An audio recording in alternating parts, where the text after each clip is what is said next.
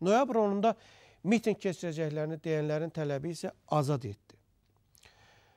Əgər siz fikirləşirsinizsə ki, onlar ötən mitinglərdə erməni girovluğundakı soydaşlarımızı qoya-qoya, İrəvana işləyənlərin azadlığını tələb etmələrindən utanaraq bu dəfə Dilqəm Əsgərov və Şahbaz Quliyevin buraxılmalarını istəyəcəklər, deməli, çox sadəlövsünüz.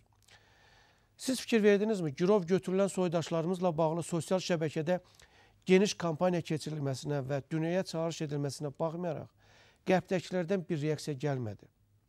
Orada insan haqları adından alver edən qurumlardan biri də səsini çıxarıb demədi ki, ermənilər öz dədə-baba yurt yerlərinə, Azərbaycan torpağına gedən Azərbaycanlıları gəlib orada hansı haqla girov götürüblər?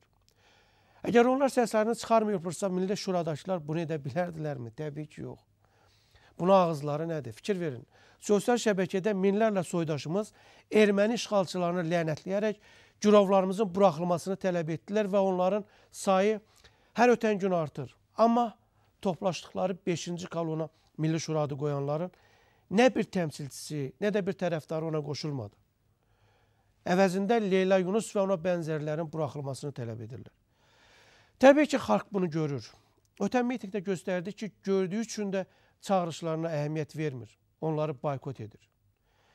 Milli Şuradakılar bunu özləri də gözəl bildiklərindən növbəti mitinglərini başqa bir xarici dövlətin təsiri altında olanlarla əməkdaşlıq şəraitində təşkil etməyə hazırlaşırlar. Elə düşünürlər ki, bununla ayın 10-da keçiriləcək mitingdə də Aşuradakı kimi çoxlu adam olacaq. Amma son dərəcə yanırlar. Əsl dindar düşünə bilər ki, Leyla Yunusun İmam Hüseynə nə dəxli var? Və ümumiyyətlə, əsl dindar hər cür şov və aqressivlikdən uzaq olur. Hüsal Məmmədovun şərhi.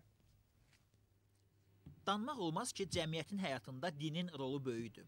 Əsrlərdir kütlə nəinki necə yaşamağı, hətta nə düşünməyi belə dinin və dini lider saydıqlarının əmr etdiyi kimi reallaşdırır.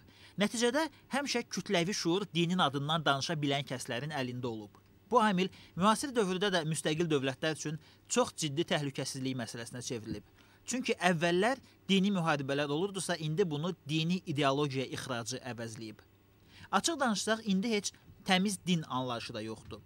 Hər bir ölkə dini özünə, öz milli maraqlarına uyğunlaşdırıb, o cür tətbiq edir və o cür də ixrac etməyə çalışır. Məsələn, Səudiyyə Ərəbistanındakı İslamla İrandakı İslam arasında o qədər böyük bir uçurum var ki, sanki bunlar heç eyni din deyirlər. Türkiyədəki İslam ilə Şimali Qafqazdakı, Tataristandakı İslam ilə, məsələn, Misirdəki İslamı müqayisə etmək çox çətindir. Yəni, dünyada vahid İslam anlayışı tədricən silinməkdədir. Onu haranınsa İslamı anlayışı əvəz edir. Belə bir dövrdə ortaya çox ciddi sual çıxır. Bizim özümüzün Azərbaycan İslamı varmı? Varsa əhali onu qəbul edirmi, yoxsa kütlənin şuuru başqa yerlərdən ixrac olunan İslamın nəzarətindədir? Bir tərəfdən götürəndə Azərbaycanın sırf özünə məxsus olan İslam modeli var və inkişaf etdirilir. Bu, liberal, radikallıqdan uzaq, məzhəb fərqini silən və müasir dəyərlərə əsaslanan, humanizm ideyalarını önə çəkən Azərbaycan İslamıdır. Məsələn, Aşurada qan vermə ideyası məhz Azərbaycan İslamı tərəfindən aktiv təbliğ olunur və artıq bir sıra ölkələrdə də tətbiq edilir. Azərbaycan İslamı xalqlar arasında və cəmiyyət daxilində qarşıdurmalar yaradan miflərdən, rəvayətlərdən mümkün qədər uzaqlaşmağa çalışan bir İslam modelidir. Amma hələ əminliklə söyləmək olmur ki, bu progressiv model ölkədə ictimai şura tam hakimdir. Çünki eyni meydanda onunla Türkiyə, Ərəbistan və İran İslam modelləri çox güclü rəqabət aparırlar və etiraf etməliyik ki, çox güclü, bəzənsə hətta amansız və qadağan fəndlərə əl atmaqla mübarizə gedir. Radikal şiəliyin Azərbaycandakı gücü hər dəfə Aşura mərasimlərində daha aydın görünür. Demək olar ki, bütün şiə məscidləri sinə vuran, əlində zəncir, əzadarlıq edən insanlarla dolur. Və kimsə sual vermir ki, axı bu nədir? İslam dinində əzadarlıq yoxdur. O, əvvəllər xristianlıqda olub. Məqsədi İsa'nın çarmıxa çəkildiyi əzabları dadmaq idi. Bu gördüyünüz əzadarlıq edən Filippinli xristianlardır. Aşura mərasiminə nə qədər də bənzəyir, deyilmi?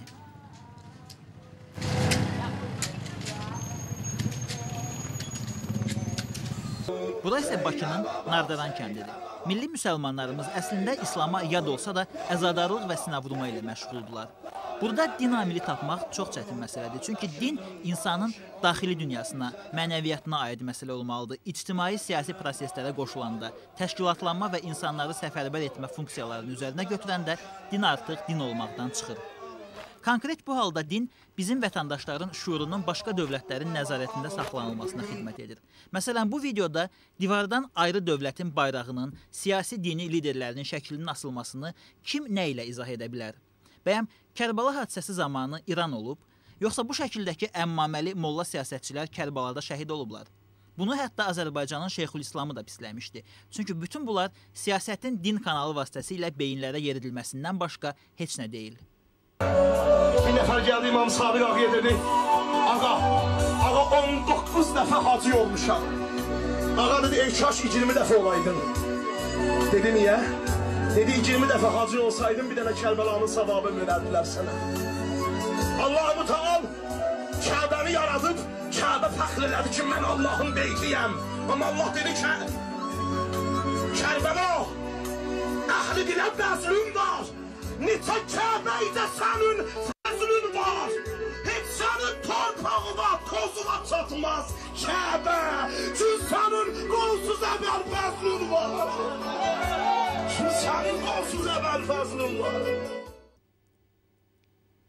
İslamda belə bir şey yoxdur ki, 20 dəfə həccə getmək bir dəfə Kərbalaya getməyə bərabər olsun. İslamda Kərbalanın Kəbədən daha müqəddəs olması haqqında da heç nə yoxdur. Yəni bu fars ahəngli musiqi ilə beyinlərə yeridilən təbliğat İslam deyil, sırf ideologiyadır.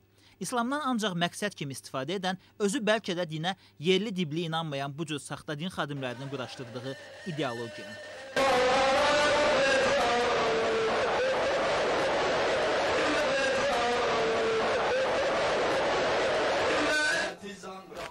İstər İrandan gəlsin, istər Türkiyədən, istər Ərəbistandan, fərq etməz. Biri az, digəri çox, amma bu milli İslam modellərinin hamısı Azərbaycanın təhlükəsizliyi üçün hədədir. Ümumiyyətlə, heç kim yaxşı şeyi pul və zor gücünə yaymaz. Müsəlmanlarımız bunu başa düşməli, İslamın ölkəmiz üçün ziyansız olan, bizim olan Azərbaycan modelinə üst tutmalıdırlar və təkcə siyasətə görə də yox. Çünki təkcə vətəni sevmək imandan deyil, ən böyük iman da elə vətəni sevməkdən başlayır. Vüsal Məmmədov, Lider TV.